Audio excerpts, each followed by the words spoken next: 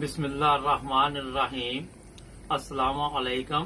9 brothers TV Hamburg से मैं बोल रहा हूँ। मैंने कहा मैं अपने नाजरीन को बताऊं कि आज हैम्बर्ग का मौसम काफी सर्द है, लेकिन मैं क्योंकि आपको बताया था कि वर्जिश पे जाना जरूरी चाहिए, गर्म लिबास पहन के जाना चाहिए, तो 2-3 चीजें मैंने कहा छोटी छोटी आपको बता दूं, आपका ज्यादा टाइम नहीं लूंगा। सबसे पहले हमारा 9 ब्रदर्स चैनल जो है वो उसे सब्सक्राइब कर लें।